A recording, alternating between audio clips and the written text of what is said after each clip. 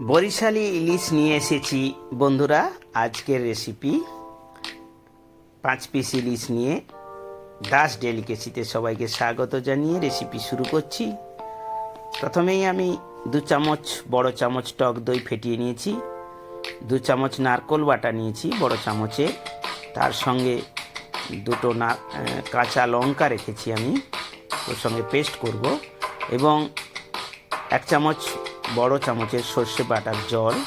এটা আমি মসলিন কাপড়ে ছেঁকে নিয়েছি সর্ষেগুলো, সেই সর্ষের বাটার জলটা রেখেছি। প্রথমেই 100 গ্রাম সর্ষের তেল আমি কড়াইতে গরম করতে দিলাম এবং মাছগুলোকে হালকা হলুদ এবং নুন দিয়ে মাখিয়ে নিলাম। তেলটা গরম হয়ে গেছে, মাছগুলোকে আমি একদম হালকা করে ভেজে নেব।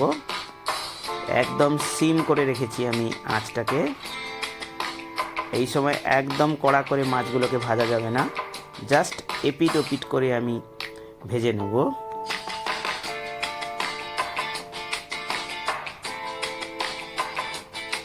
বরিশালি ইলিশ বাংলাদেশের বিখ্যাত রেসিপি। বরিশালের মানুষজন যেভাবে ইলিশ মাছ রান্না করে ঠিক সেভাবেই করব। এর জন্য যেটা লাগবে সেগুলো আমি আপনাদের আগেই দেখালাম। টক দইটা 2 চামচ নিয়েছি এবং তার মধ্যে 1 চামচ হলুদ গুঁড়ো এবং 1 চামচ শুকনো লঙ্কার গুঁড়ো আমি এই সময় মিশিয়ে নিচ্ছি, ভালো করে ওটা পেস্ট করে নিচ্ছি। এবং যে নারকোল বাটাটা নিয়েছি, 2 বড় চামচ এর নারকোল বাটা, 5 জনের 5 পিস ইলিশ মাছ রান্না হচ্ছে, সেই হিসেবে আমি নারকোল বাটাটা নিচ্ছি 2 চামচ, 2 টেবিল চামচ নারকোল বাটা, এবং তাতে দুটো কাঁচা লঙ্কা দিয়ে একসঙ্গে আমি পেস্ট করে রাখবো। ইলিশ মাছগুলো আমি হালকা করে ভেজেছি, আপনারা দেখতে পাচ্ছেন, খুব বেশি কড়া করে ভাজা যাবে না।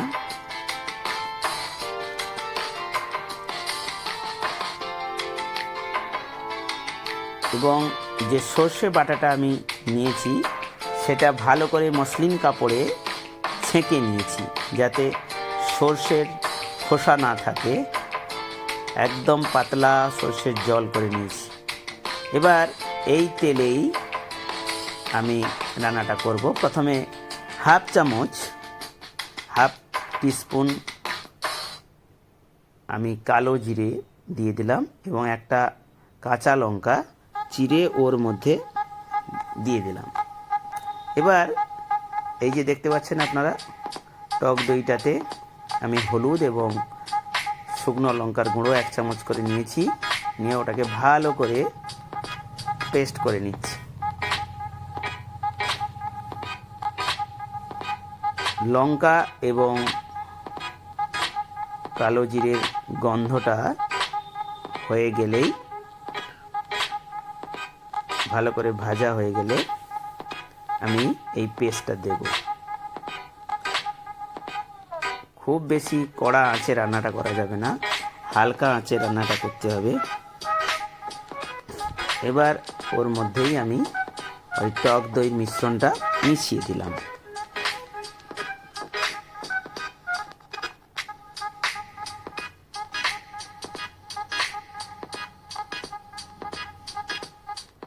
খুব ভালো করে নেড়ে নিচ্ছি।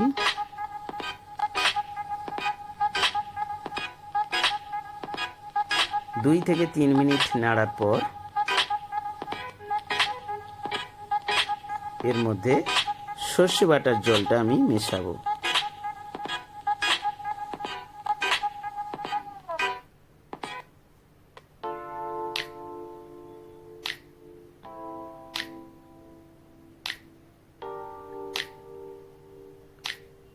এইবার সর্ষে বাটার জলটা আমি মিশিয়ে দিচ্ছি। আপনারা দেখছি একদম পাতলা জল করে নিয়েছি।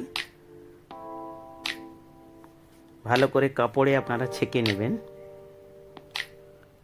আপনারা অবশ্যই বাড়িতে বানাবেন এবং কেমন হলো সেটা কমেন্ট সেকশানে আমাকে অবশ্যই লিখে জানাবেন। নুনটা আমি প্রয়োজন মতো দিয়ে দিলাম।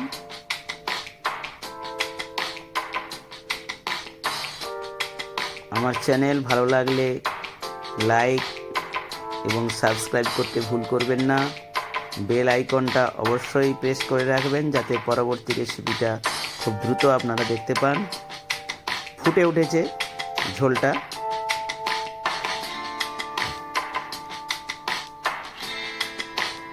দু মিনিট পরেই ঝোলটা ফুটে উঠছে এবং আমি ওর মধ্যে এবার মাছগুলো আস্তে আস্তে করে দিয়ে দেব। শেয়ার করবেন সোশ্যাল মিডিয়ার বিভিন্ন প্ল্যাটফর্মে। আমার চ্যানেল ভালো লাগলে, রান্না ভালো লাগলে অবশ্যই আমাকে লিখে জানাবেন। আমার পক্ষ থেকে আপনাদের সবাইকে অসংখ্য ধন্যবাদ আগাম জানিয়ে রাখছি।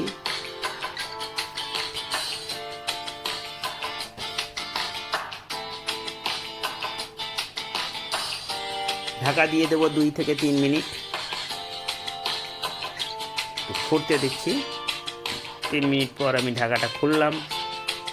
হালকা আছে, দেখছেন ঝোলটা সুন্দর ফুটে উঠেছে।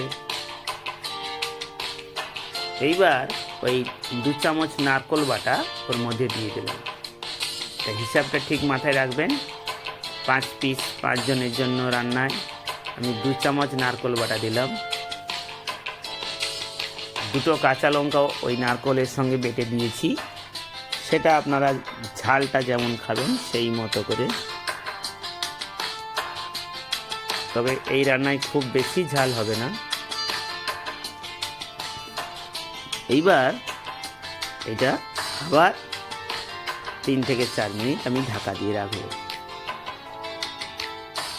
এবং অল্প আঁচে এটাকে সেদ্ধ হতে দেবো।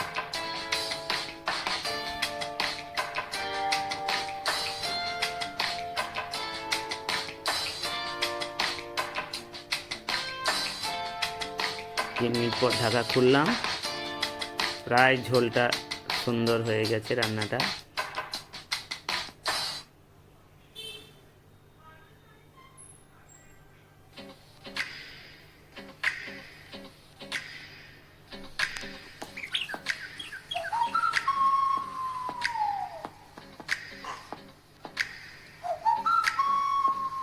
এবার শেষে 1 চামচ সর্ষের তেল, কাঁচা সর্ষের তেল ওর মধ্যে দিয়ে আমি ঢাকাটা দিয়ে দেবো, যাতে তেলের ফ্লেভারটা বসে যায়। তাহলে গন্ধটা খুব সুন্দর হবে এবং খুব সুস্বাদু হবে। আশা করি আপনাদের খুব সুন্দর লেগেছে।